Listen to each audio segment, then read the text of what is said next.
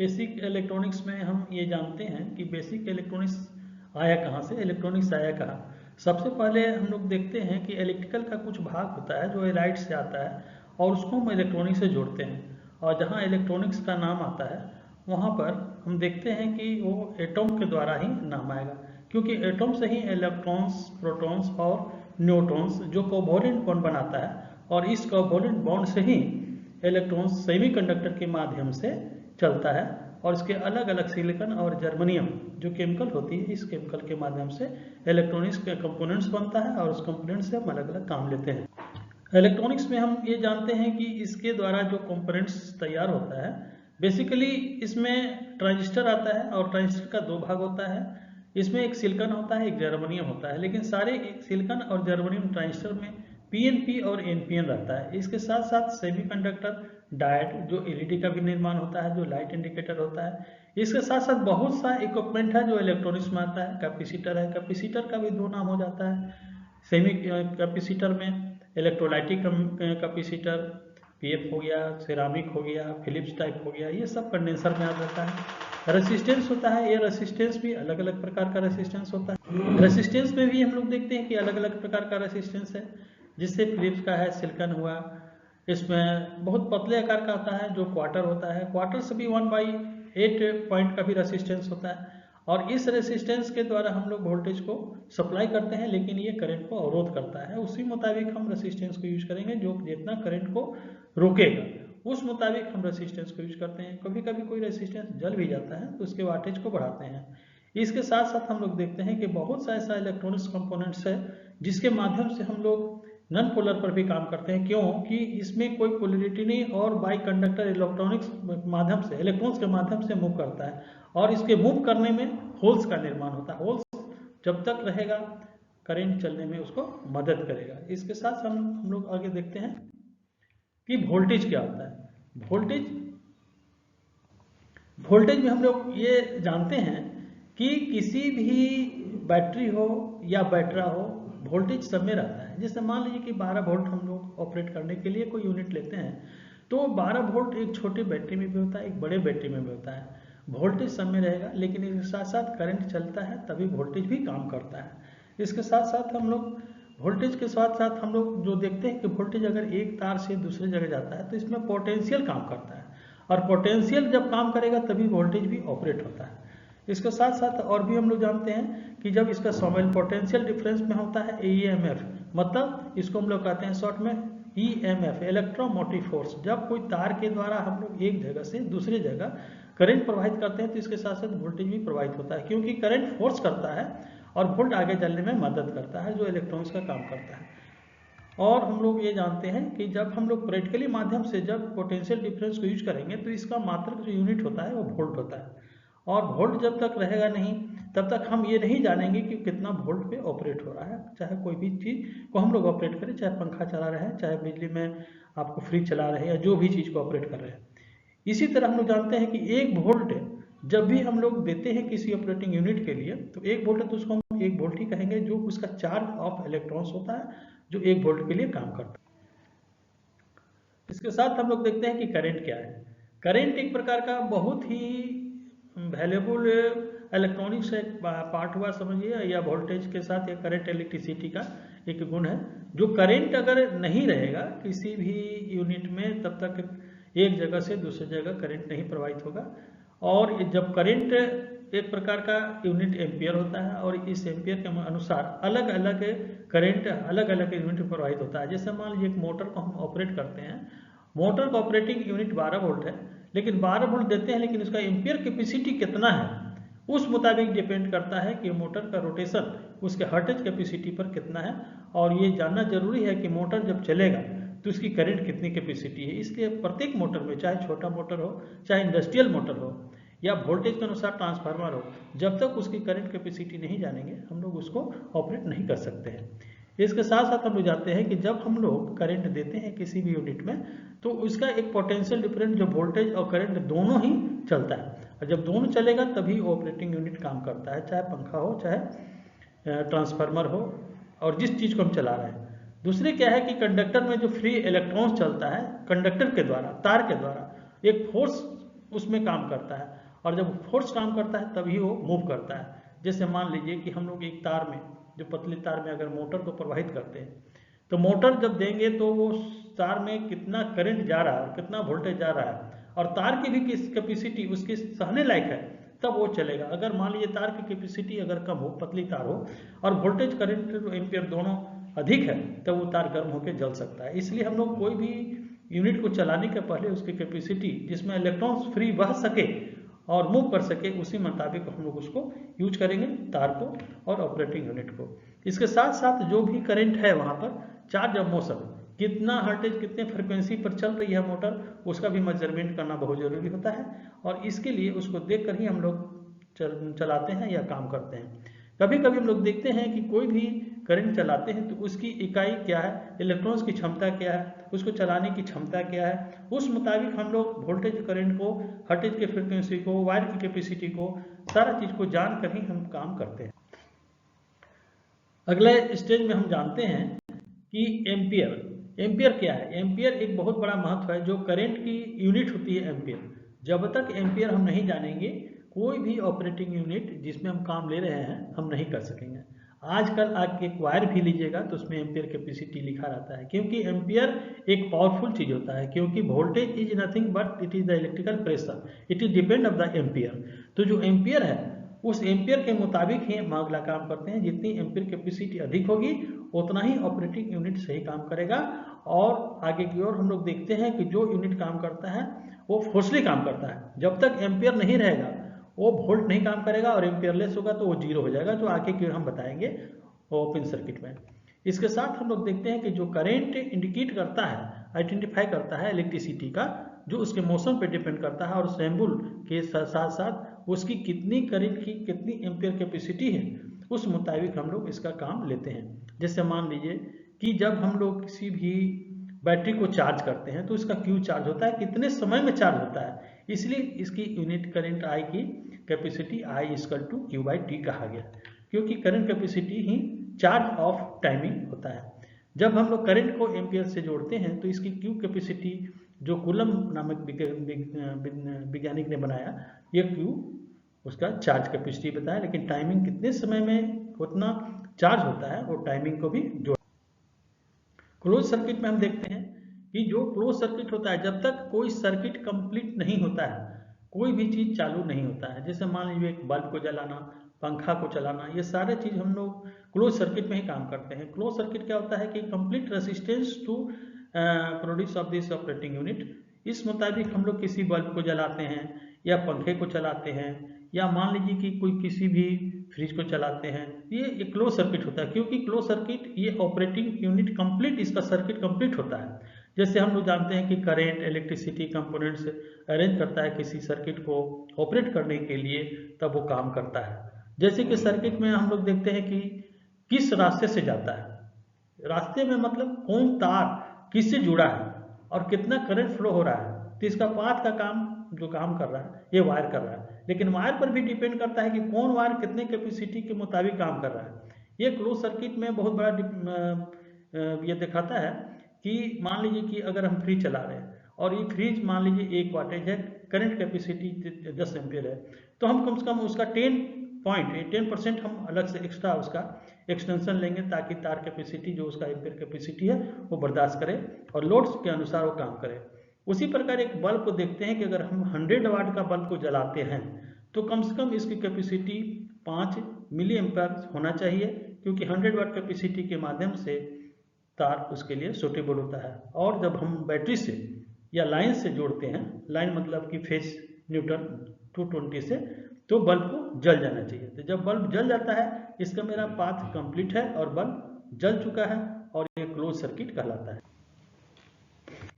Open circuit में हम लोग ये जानते हैं कि कोई भी सर्किट यदि अनकम्प्लीट रहा, अगर कोई ओपन सर्किट में सर्किट कंप्लीट नहीं रहेगा, जैसे मान लीजिए बल्ब तो जला रहे हैं, स्विच के माध्यम से जला रहे हैं, लेकिन बल्ब जल ही नहीं रहा है, तो जब बल्ब नहीं जलेगा तो 2 कारण होगा, या तो फ्यूज कट गया है, या तो स्विच खराब है, या तो तार कट गया है। तो इस मुताबिक ओपन सर्किट को हम लोग ये बताते हैं कि जब भी हम लोग करेंट या वोल्टेज जो भी देते हैं इसका रिजल्ट 0 होता है, मतलब कुछ काम ही नहीं कर रहा है, उस मुताबिक हम टेस्टर से चेक करेंगे।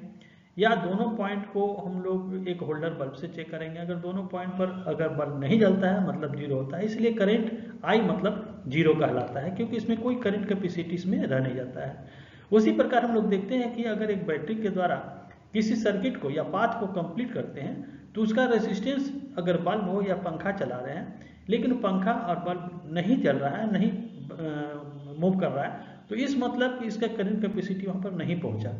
वोल्टेज तो वहाँ पर है लेकिन करंट नहीं है, या ओपन सर्किट है, मतलब कि वहाँ पर सर्किट कंप्लीट नहीं रहने पर क्या होता है कि वो काम नहीं करता है। ऐसे सर्किट को हम लोग ओपन सर्किट कहते हैं।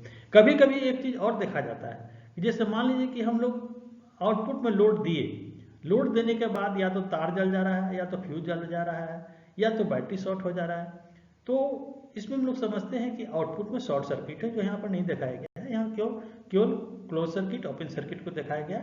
आगे फिर हम ये बताना चाहेंगे कि जो भी डायरेक्शन ऑफ इलेक्ट्रॉन्स का है ये किस प्रकार फ्लो करता है।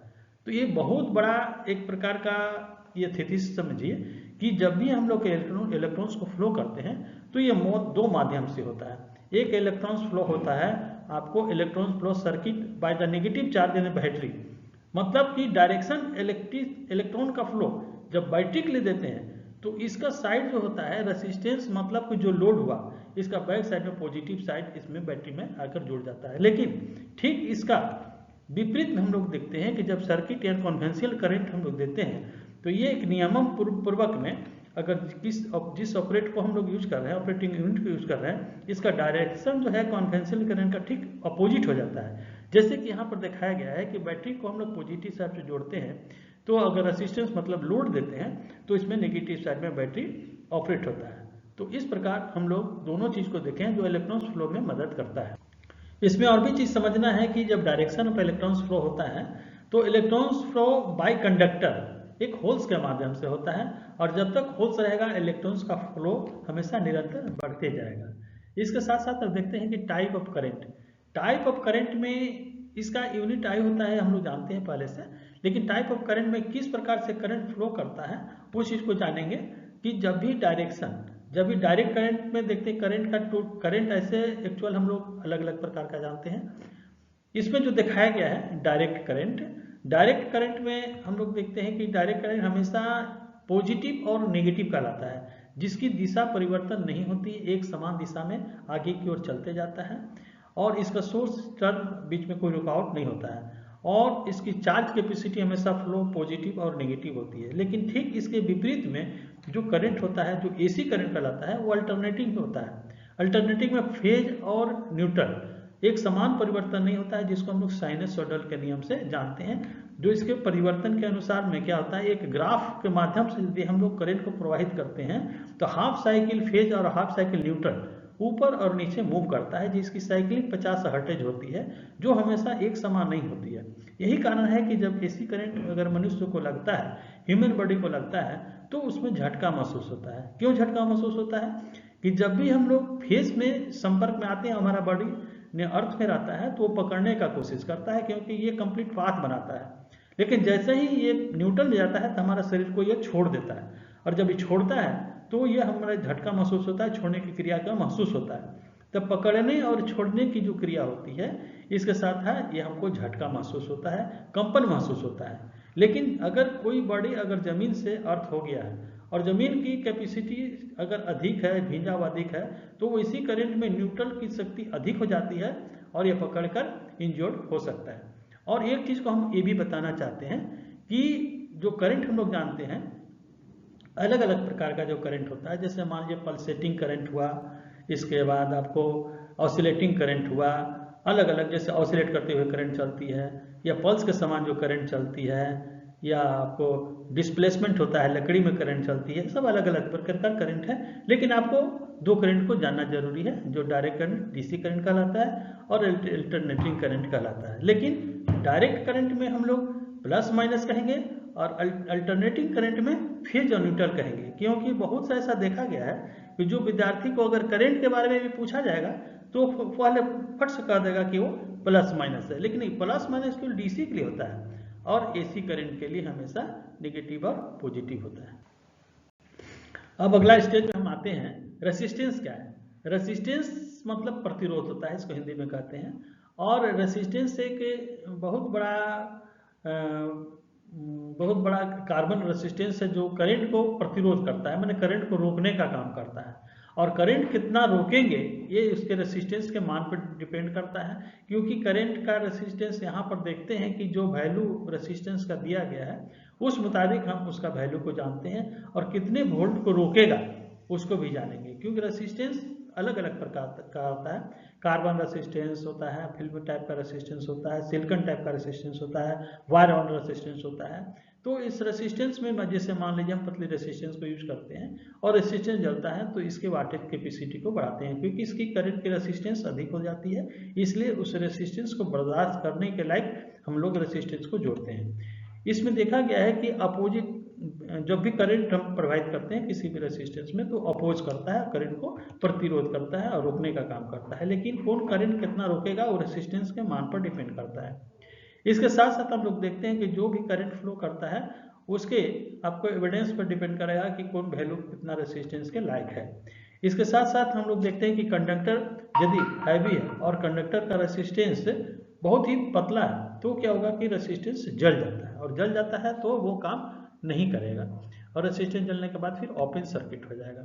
इस प्रकार हम लोग जो भी रेसिस्टेंस हम लोग लेते हैं वो किस स्केल के लायक है, किसके लायक है उसको हम लोग डिपेंड करेंगे और उसी मुताबिक हम लोग रेसिस्टेंस को यूज करेंगे ताकि रेसिस्टेंस काम करे। इसके साथ साथ हम लोग ये भी रेसिस्टेंस को जानेंगे कि जो रेसिस्टेंस हम यूज कर रहे हैं अलग अलग प्रकार का होता है। जैसे मान लीजिए फिक्स, ये सारा फिक्स रेसिस्टेंस कहलाता है। इसके बाद वेरिएबल रेसिस्टेंस, जैसे पंखे का रेगुलेशन होता है।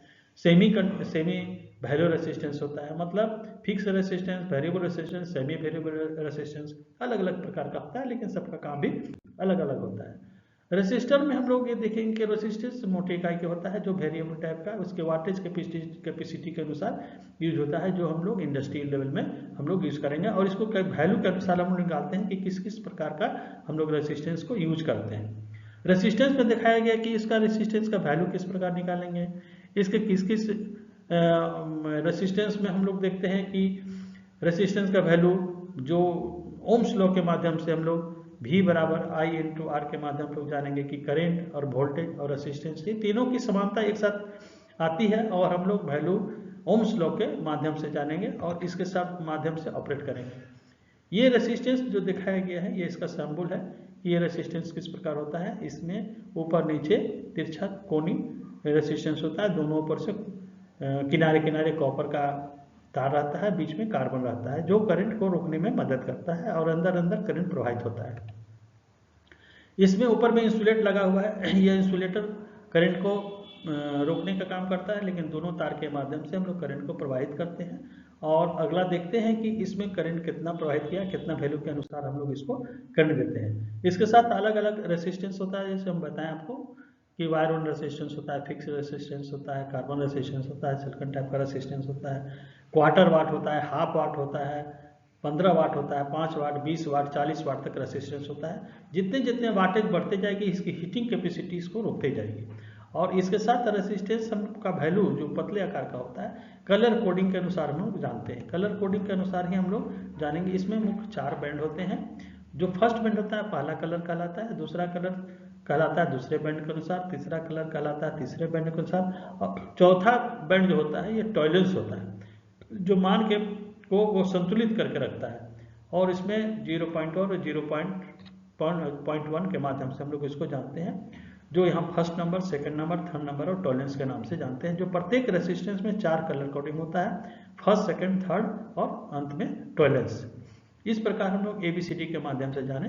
A को हम लोग कहेंगे फर्स्ट बैंड, B को सेकंड बैंड, C को थर्ड बैंड और D को कहते हैं हम लोग फोर्थ बैंड, जो टॉलरेंस का काम आता है। क्योंकि तीनों कलर एक समान एक जगह दिया हुआ है, लेकिन जो D दिया हुआ है वो तीनों कलर से अलग रहता है, जिसके माध्यम से उसको टॉलरेंस के माध्यम से जानते हैं। फिगर में बताया गया है, जैसे शुरू में फर्स्ट बैंड में दिया गया है रेड, दूसरे में दिया गया है आपको ब्लू, तीसरे में दिया गया है ग्रीन, तो थर्ड बैंड मल्टीप्लाई होता है दोनों का। कलर कोड के माध्यम से हम लोग जानते हैं कि इसके फार्मूले को निकालने के लिए हम लोग जानते हैं BB Roy, Great Britain, very good worker. तो जो शुरू का है, जैसे BB से हम लोग चालू किए हैं तो B में 0, फिर 1, 2, 3, 4 से लेकर 9 तक जाता है, जो व्हाइट तक आता है। और इसमें ये दिखाया गया है कि जिस प्रकार हम लोग बोले BB Roy Great Britain very good worker, इसमें हम लोग रेड को 2 हम लोग जानते हैं, ब्लू को 6 जानते हैं और ग्रीन को 5 जानते हैं। तो थर्ड बैंड ये दोनों से मल्टीपल होता है, तो यहाँ पर हो जाता है 2, दूसरा में 6 और तीसरा में 2 और तीसरा में सेकंड में आपको ब्लू में 6 और इसके बाद मल्टीपल होता है आपको ग्रीन, और ग्रीन के बाद हो जाता है यहाँ पर जो मेगा रेसिस्टेंस में आता है, ये मेगा रेसिस्टेंस कहलाता है जो 2.6 मेगा ओम रेसिस्टेंस कहलाएगा।